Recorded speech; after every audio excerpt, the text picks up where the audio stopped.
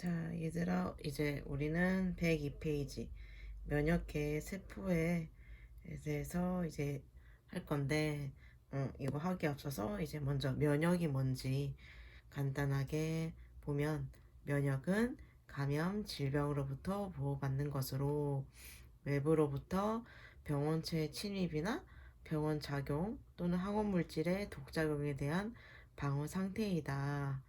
그래서 이제 면역 반응은 인체 내에 침입한 병원 미생물이나 이물질에 대한 생체 방어 기전으로 인체의 저항력 또는 인체의 특이성 반응 또는 면역 세포와 항원 사이에 일어나는 특이 반응을 이제 면역 반응이라고 한다.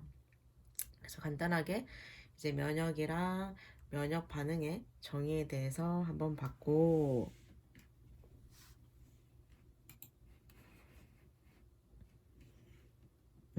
그 다음이 이제 우리가 또 알아야 할 게 항원이 뭔지, 그리고 항체가 뭔지 또 간단히 어,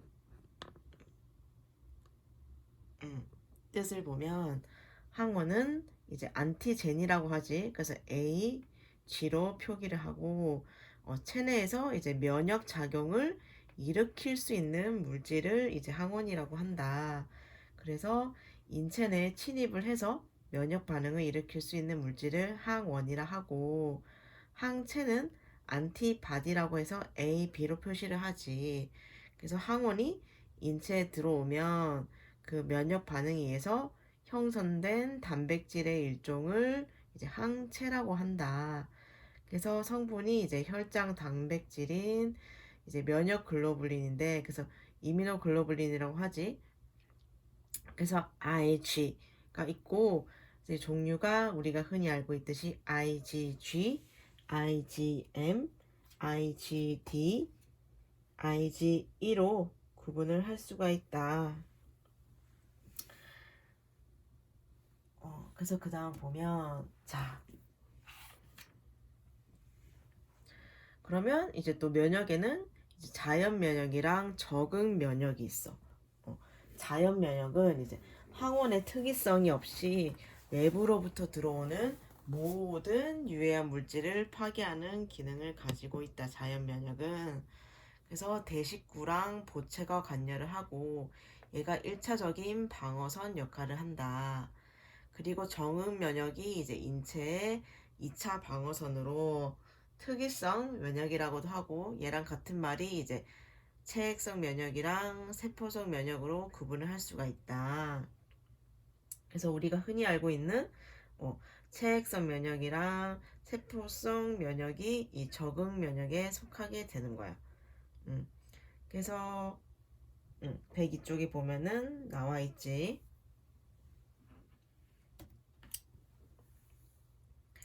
그래서 체액성 면역이 뭐냐 하면 이제 형질 세포가 생성한 항체가 우리 몸의 안에서 면역 반응을 일으키는 거야. 그리고 세포 매개성 면역은 이제 이미 들어온 항원에 의해서 감작된 림프구나 혈액이나 조직에 존재해서 이제 다음에 들어오는 동일 항원에 대해서 면역 반응을 일으키는 거지. 그러니까 예를 들어서 세포 매개성 면역은 우리 몸에 이미 자물쇠랑 열쇠를 들게. 우리 몸 안에 이미 자물쇠가 있어. 근데 이 이미 들어온 이 항원, 자물쇠에 의해서 감작된 림프구나 혈액이나 조직이 존재해서 다음에 만약에 들어오는 동일 항원이야. 그럼 다음에 또 자물쇠가 또 들어왔어. 그러면 동일한 항원이니까 면역 반응을 일으키게 되는 거지. 응. 그래서 체액성은 형질세포가 생성한 항체가 이제 체액 내에서 면역 반응을 일으키는 거고, 세포 매개성은 이미 들어온 항원에 의해서 면역 반응을 일으키는 것이다. 그래서 두 개의 차이점이 있고, 그래서 체액성 면역은 이제 B림프구에 의해서 중계가 되고, 세포성 면역은 T림프구에 의해서 이제 중계가 된다. 라고 이제 우리의 기억을 떠올리면 될 것 같고, 그렇다면 이제 우리 몸에는 면역 작용에 관여하는 세포들이 있겠지? 거기에 있는 게 이제 림프구에 있는 게 T 림프구랑 B 림프구고, 그 다음이 대식구, 그 다음에 자연살해 세포, NK 세포라고도 하지. 그 다음에 수지상 세포가 이제 면역 작용에 관여하는 세포들이다. 그래서 우리 책에는 103페이지에 나와 있어. 세포성 면역 해서 T 림프구, 그리고 뒤에 사례세포와 자연사례세포, B림프구 이렇게 나와 있고, 자 그렇다면 자 림프구에 해당되는 T 림프구, T세포라고 하지. 이게 뭔지 봤더니 얘는 가슴샘에서 유래를 했고 항체 생산의 조절 작용과 세포성 면역에 관련된 작용을 한다. 그래서 아까도 말했듯이 세포성 면역은 T 림프구에서 중계가 된다고 했지. 그래서 림프절과 질화로 운반이 되고 혈액 중 순환하는 림프구의 70에서 80%를 차지를 한다. 그래서 종류로는 보조 T세포, 독성 T세포, 억제 T세포, 기억 T세포가 있다. 그래서 항원 제시세포에서 오는 정보를 인식하는 역할을 하는 게 이제 T세포라고 할 수가 있다.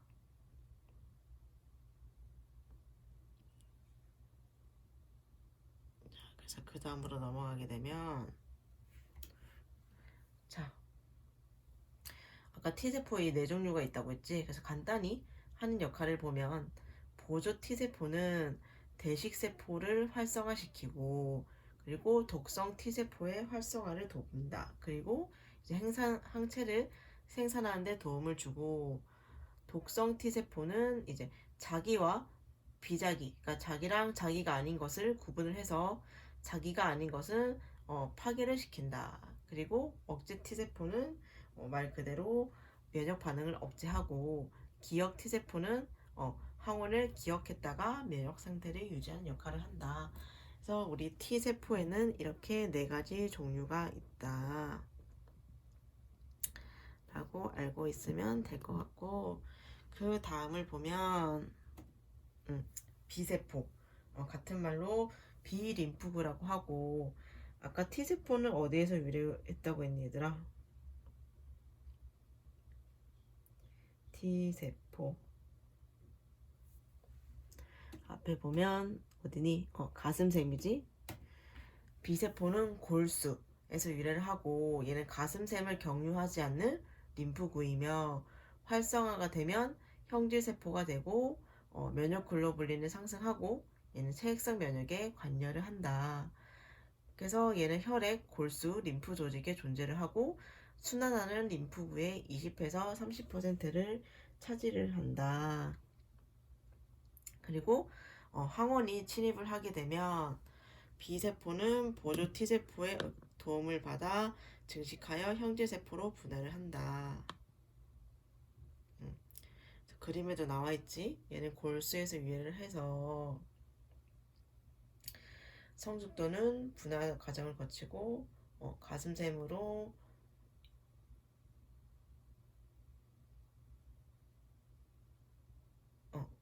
골수에서 조혈모세포가 나오면 이제 T림프구는 가슴샘에서 분할을 하게 되고, 그리고 또 다른 하나는 이제 B림프구다. 그 다음을 보면 이제 그러면 이제 앞서 대식세포라는 말이 나왔어. 얘는 대식구랑도 같은 말이고, 얘는 침입한 항원이 있으면 거기에 독소를 분비해. 그리고 림프구에 정보를 전달해. 그래서 면역 반응을 유도하는 세포이다.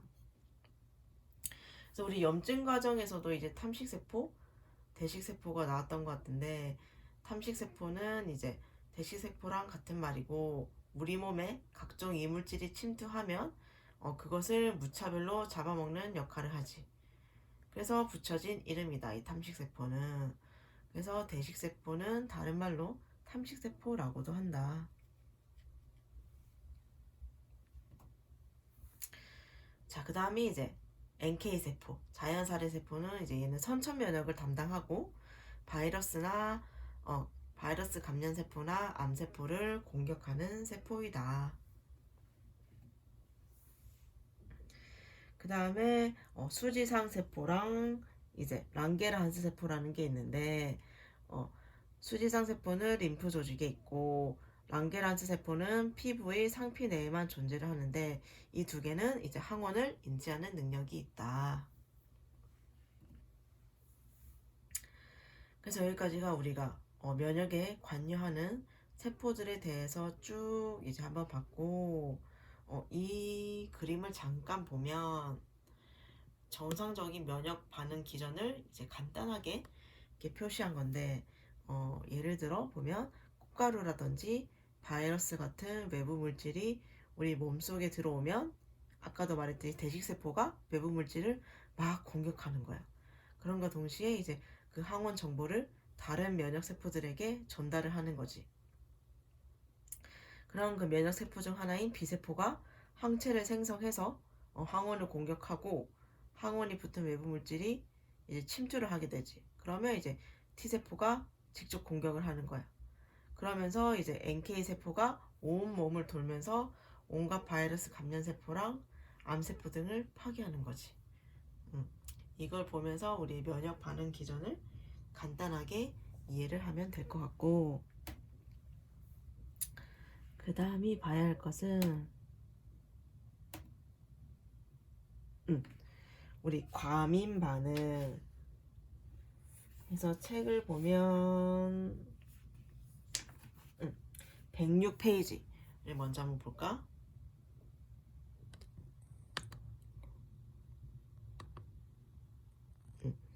106페이지를 보면 이제 우리 과민 반응이 나와 있어. 과민 반응을 보면 생체의 일반적인 면역 반응과 동일한 기전을 가지면서 부적절한 면역 반응을 나타내는 것을 이제 과민 반응 또는 알레르기 반응이라고 한다. 그래서 예를 들어봤지. 페니실린에 의한 과민성 쇼크의 발생 기전. 그래서 그 우리가 알고 있듯이 과민 반응은 1형, 2형, 3형, 4형, 그리고 5형까지가 있어. 그래서 제 1형에 해당하는 게 우리가 알고 있는 아나필락시스라든지 이제 기관지 천식이 있고, 그 다음에 세포 독소형, 면역 복합체, 매개 반응, 그리고 세포 매개 과민 반응. 그리고 책에는 5번까지 나와 있어. 그래서 1번을 먼저 보게 되면 책을 같이 볼까? 아나필락시스 형이라고도 하고, 항원 자극에 의해 생성된 IG 항체가 비만세포, 호용기구 등과 FC 부분에서 결합되어 있다가 거기에 다시 동일 항원이 침입하게 되면 탈가립을 일으키고 히스타민, 세로토닌, 호상구 유주인자 등을 방출한다. 한마디로 이 일형은 일정한 항원에 대해서 이미 감작된 개체에서만 일어난다는 거지. 그리고 이제 임상 증상은 매우 빨리 나타나서 항원에 재차 노출된 후 5에서 30분 이내에 발생을 하게 되는 거지.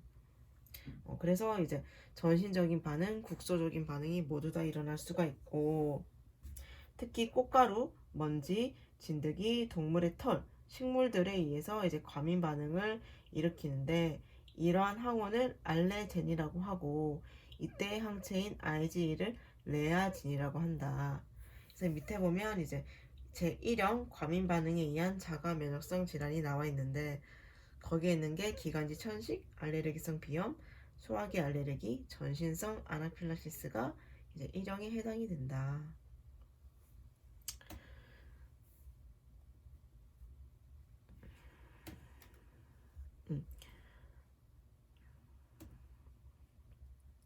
그리고 제2형 과민 반응 또는 얘는 세포 독성형이라고 하는데 항체가 이제 세포나 조직 표면에 있는 항원과 결합해서 보체를 활성화시켜 항원이 있는 세포나 조직을 손상 또는 파괴시키는 거지. 그래서 여기에 해당되는 것을 보면 부적합 혈액의 수혈로 인한 수혈 반응, 그리고 태아 정모구증, 그리고 자가 면역, 용혈 질환, 그리고 약물 반응이 여기에 해당이 된다.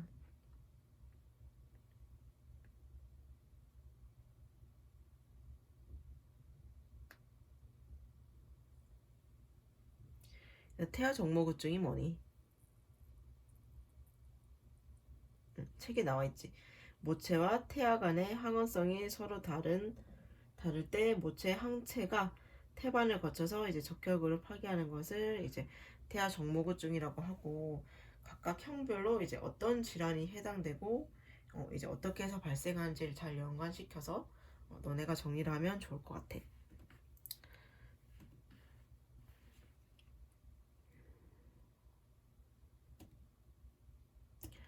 그 다음이 보아야 할 것은 제3형. 제3형 과민 반응은 항원 항체 복합체, 즉 이제 면역 복합체가 혈관이라든지 신장의 여가 기구에 침착이 되고 여기에 보체가 작용을 해서 조직의 독성을 나타나는 거지. 그래서 이것도 전신이랑 국소로 나뉠 수가 있는데, 전신성 면역 복합체병은 말 그대로 이제 전신의 혈관에 널리 침착된 경우이고, 국소 면역 복합체병은 이제 면역 복합체가 국소적으로 형성이 되어서 특정 장기에 이제 침착하는 거지. 그래서 아까 위에 설명해 보면 이제 혈관이나 신장에 침착이 된다고 했는데, 예를 보면 이제 사구째 신경 같은 경우에는 이제 심장에 침착이 되는 거고, 관절염 같은 경우는 이제 관절에 침착이 되는 거지. 그래서 책에도 대표적인 질환을 보면 이제 사구째 신염이 있고, 혈전병, 그리고 전신성 홍반성 낭창, 그리고 관절염, 그리고 결절성 동맥주의염, 이렇게 나와 있어. 그 다음이 4형.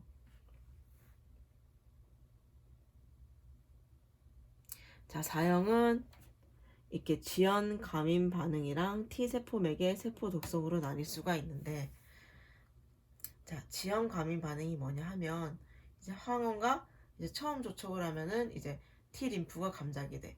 그래서 기억 T 림프구가 되는데, 그리고 나서 동일한 항원에 다시 노출될 경우에는 이 기억 T 림프구가 기억되고 있다가 림포카인을 분비해서 염증을 일으키는 거지. 그래서 이 림포카인이 그 병터 내로 대식구를 모이게 해서 활성화를 시키는 게 이제 지연 감인 반응이고, T세포 맥의 세포 독성은 감작된 T세포가 항원을 가지고 있는 표적세포를 용해시키는 면역 반응이야. 그래서 지연 과민 반응의 대표적인 예가 이제 투베르클린 검사가 여기에 해당이 되는 거지. 그래서 여기 얘는 없지만 이제 제5형은 이제 책을 보면 얘는 자극형 과민 반응으로 항원 물질이 밖에서 자극을 부여하는 거지. 그래서 여기 해당되는 게 갑상선 중독증, 중증 근무력증, 인슐린 저항성 당뇨병이 이제 5형이다. 그래서 1, 2, 3, 4, 5에 해당되는 이제 질환이라든지 기전을 너네가 잘 정리하고 있으면 될 것 같고, 그 다음으로 볼 것은 우리 108페이지 이식 거부 반응에 대해서 한번 볼 거야. 이식은 뭐지 얘들아? 말 그대로 우리 몸의 장기나 조직을 수용자의 몸 안에다가 이제 이식해 주는 거지. 그래서 피부나 각막 또는 신장, 골수라든지 심장폐 등 이제 다양하게 이식을 할 수가 있는데, 이식 시 문제가 되는 게 그치 거부 반응이지. 만약에 예를 들어서 내 몸에 있는 간을 너네한테 준다고 해. 그러면 너네들의 몸들이 내 간을 거부할 수가 있다는 거지. 그래서 이때 거부 반응은 세포 매개성 면역과 체액성 면역 모두가 관여를 한다. 책에도 나와있지 얘들아. 109페이지에 보면 거부 반응에 관여하는 기전에서 T세포 매개 반응, 항체 매개 반응이 있다.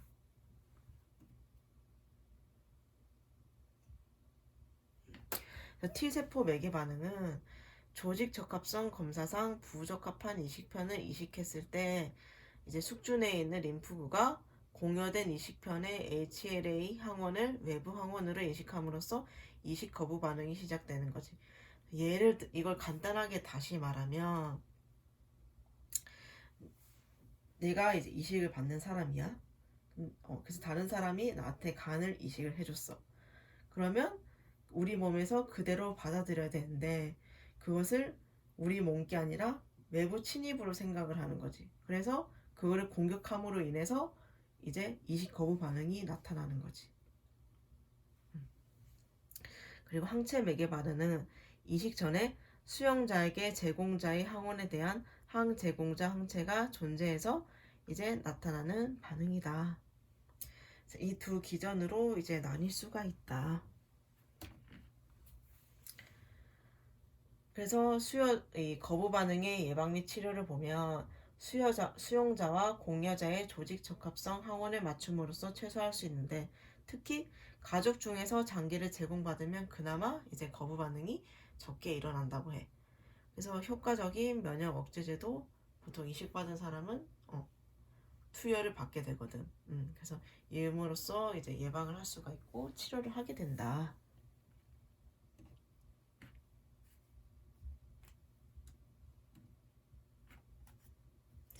자, 그러면 이제 그 밑에 보면 면역계 질환이 있어.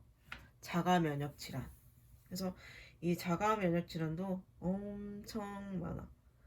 여기는 보면 단일 장기 자가 면역 질환이랑 전신성 자가 면역 질환으로 나뉠 수가 있는데, 책에 나와 있는 걸 보면 이제 전신성 자가 면역 질환에 해당되는 게 이제 전신성 홍방성 낭창. 여기 표에도 똑같이 나와 있지.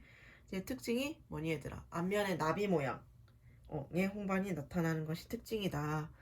그래서 얘는 자기 조직에 대한 면역학적 관용이 상실됨으로써 자가 항원에 대해 항체가 형성되어 발생을 한다. 그러니까 자기가 자기를 공격하는 거지. 그 다음 보면 결절성 다발성 동맥염, 그리고 진행성 정신성 경피증, 다발성 근염이 있고, 뒤에 보면 이제 류마토이드 관절염이 있다. 그래서 이 5가지가 자가 면역 질환이고, 그 다음에 국소성 이제 자가 면역 질환이라고 해서 밑에 보면은 하시모토 증후군이랑 쇼그렛 증후군이 나와 있어. 그래서 하시모토 증후군은 이제 과민 반응 2형에 속하고 만성 갑상선염의 일종으로 단단한 미만성 갑상 선종이 나타난다. 그리고 쇼그렌도 이제 눈물샘과 침샘에 주된 병소가 있고, 이제 병소에는 T세포와 B세포의 침흉을 볼 수가 있다. 특히 주로 여성에서 발생을 하고, 침샘과 눈물샘의 분비 감소로 이제 입안 건조라든지 건조성 각막 결막염을 특징으로 한다. 그래서 해당되는 질병에는 뭐가 있는지 한 번씩 보면 좋을 것 같고, 그래서 아까도 말했듯이 이렇게 얼굴에 나비 모양으로 나타날 수가 있지.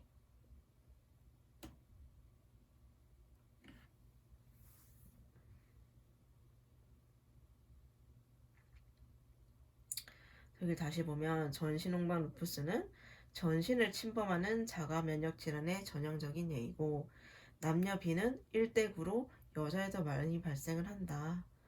특징은 나비 모양의 홍반이 앞면에 출현하고, 소동맥 또는 세동맥의 혈관염과 신장에도 염증이 생기고, 신장의 사구체염, 오타야 얘들아, 신장의 사구체염이랑 관절염 등이 관찰이 된다.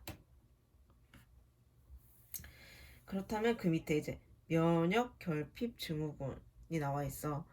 그래서 보면은 1차 면역 결핍증이 있는데, 이것은 보통 유전적인 원인에 의해서 나타나고, 종류로는 이제 반성 무감마 글로불리 혈증, 그리고 변형 면역 부전증, 그리고 선택적 IgA 결핍증 등이 있다.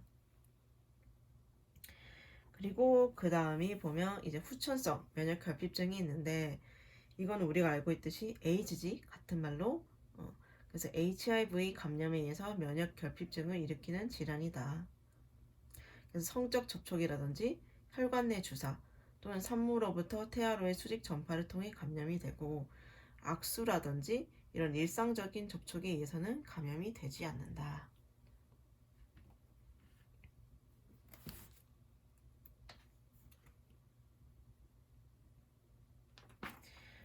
그래서 우리 111쪽에 에이즈를 다시 보면, 아까 다시 보면 병원체는 HIV라고 했지?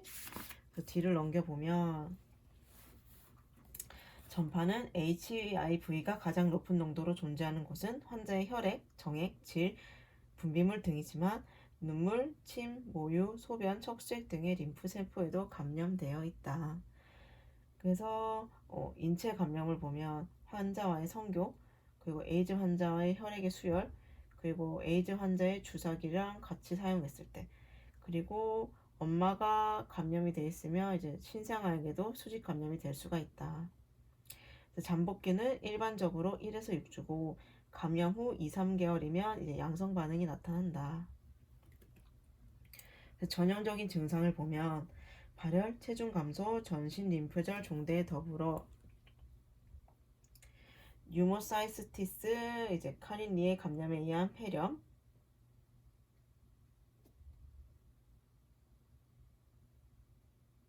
그리고 각종 바이러스 및 직륜 감염, 결핵 및 세균 감염이 나타날 수가 있다.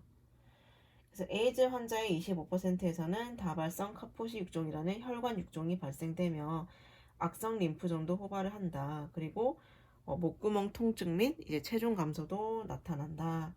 그래서 에이즈 환자의 75에서 90%는 신경계도 이제 침범을 하게 된다. 그래서 에이즈에 대해서도 알고 있으면 좋을 것 같고,